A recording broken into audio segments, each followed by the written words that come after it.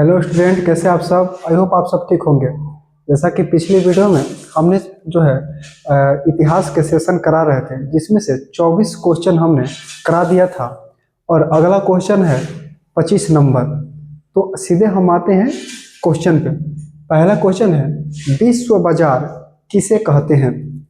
तो उस तरह के बाजारों को विश्व बाजार कहा जाता है जहां विश्व के सभी देशों की वस्तुएं आम लोगों के खरीदने के लिए उपलब्ध होता है। विश्व के अनेक देशों में ऐसे बाजारों की स्थापना की गई है।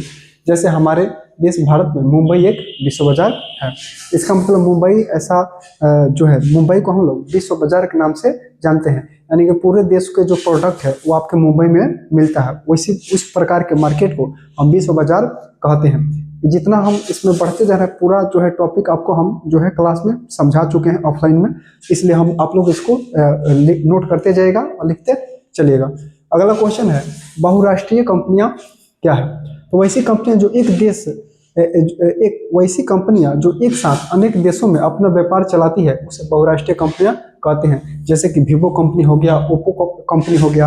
यानी कि बहुराष्ट्रीय कंपनी किसे कहते हैं, क्या है। तो वैसी कंपनियां जो एक जैसे कि मान चलिए कि मतलब कोई भारत का कंपनी है, वो अमेरिका के साथ भी व्यापार कर रहा है, ब्रिटेन में भी व्यापार कर रहा है, जर्मनी में भी व्यापार कर रहा है। तो उस प्रकार के कंपनी को हम बहुराष्ट्रीय कंपनी कहते हैं। अगला क्वेश्चन है, रेशम मार्ग से आप क्या समझते हैं। देखिएगा, वे मार्ग जो एशिया महादेश के विशाल भागों को यूरोप और अफ्रीका से जोड़ते हैं। इस मार्ग से रेशम, सूती वस्त्र, चाय, चमड़े इत्यादि का व्यापार होता था। ये रेशम मार्ग वही रेशम मार्ग है जिस पर राजा कनिष्क ने कब्जा कर लिया था। अगला क्वेश्चन है, 1929 ईस्वी के आर्थिक संकट के कारणों को संक्षिप्त में स्पष्ट करें। 1929 का आर्थिक संकट आपका निम्नलिखित है। पहला है प्रथम विश्व युद्ध का प्रभाव, कृषि क्षेत्र में अति उत्पादन, लोगों की क्रय शक्ति में कमी, अमेरिका की पूंजीवादी नीति। इसको आप नोट कर लीजिएगा। बोल रहा है कि 1929 के आर्थिक संकट के कारणों को संक्षेप में स्पष्ट करें। यानी कि प्रथम विश्व युद्ध, जैसे आपको पता होगा कि प्रथम विश्व युद्ध 1914 में हुआ था और 1914 से लेकर 1918 तक चला था। तो प्रथम विश्व युद्ध का प्रभाव तो पड़ेगा, यानी कि इससे पूरा विश्व प्रभावित हो गया था। कृषि में जो है, कृषि क्षेत्रों में अति उत्पादन हुआ था, यानी कि कृषि की उत्पादन कम हो गई थी। लोगों की क्रय शक्ति में कमी आ गई थी, लोग मैंने क्रय शक्ति में कमी आ गई थी। तीसरा, अमेरिका के पूंजीवादी नीति भी इसी में था। अगला क्वेश्चन है, छापा खाना यूरोप कैसे पहुंचा था। हालांकि ये क्वेश्चन हम करा चुके हैं, ऑफलाइन में समझा भी चुके हैं। आप बस नोट करते चलेगा और इसको याद करते चलिएगा। छापा खाना यूरोप में कैसे पहुंचा था। यूरोपवासी 10वीं शताब्दी तक छपाई के लिए कागज के व्यवहार से अपरिचित है। यानी कि जो है यूरोपवासी जो थे, यानी कि कागज के बारे में कुछ नहीं पता था, छपाई के बारे में। तब 11वीं शताब्दी में चीन से रेशम मार्ग द्वारा कागज यूरोप तक पहुंचा। यानी कि कागज जो है 11वीं शताब्दी की बात हो रही है। 11वीं शताब्दी में चीन से रेशम मार्ग के होते हुए कागज यूरोप तक पहुंचा। और 1295 ईस्वी में जब मार्को पोलो नामक यात्री चीन से इटली वापस आया तो वह अपने साथ लकड़ी की तख्ती, वुड ब्लॉक पर छपाई की तकनीक लेते आया और इटली से यह तकनीक यूरोप में अन्य भागों में फैल गया। और इटली से यह तकनीक यूरोप में अन्य भागों में फैल गया और 1336 में यह जर्मनी में कागज बनाने का पहला कारखाना खोला गया। कागज बनाने का पहला कारखाना जर्मनी में खोला गया था। देखिएगा, लकड़ी की तख्ती, वुड ब्लॉक इसे बोलते हैं। जैसे कि ना देखते हैं, जैसे कचहरी में आप जाते हैं तो देखते हैं माने जैसे कि टाइपिंग जो होता है, ऐसे टाइपिंग करने वाला उसी प्रकार के जो था। अगला है, 30 नंबर क्वेश्चन है, पांडुलिपि क्या है। पांडुलिपि क्या है, इसकी क्या उपयोगिता है।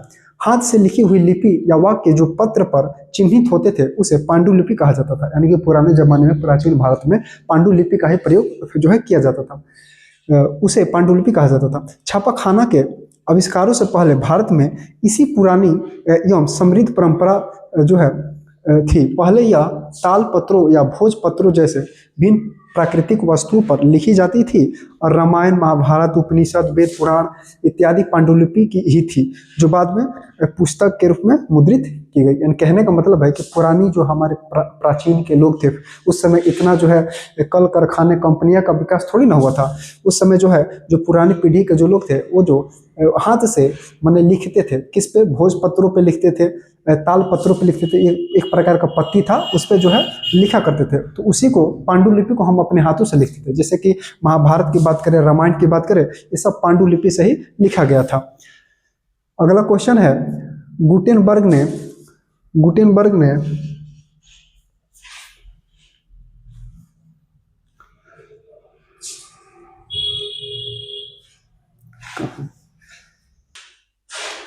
अगला क्वेश्चन है, गुटेनबर्ग ने मुद्रण यंत्र का विकास कैसे किया?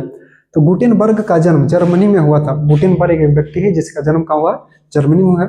उसने जैतून पेरने के मशीन को आधार बनाकर मुद्रण यंत्र का विकास किया और इस छपाई मशीन में पेंच की सहायता से लंबा हैंडल लगाया गया था।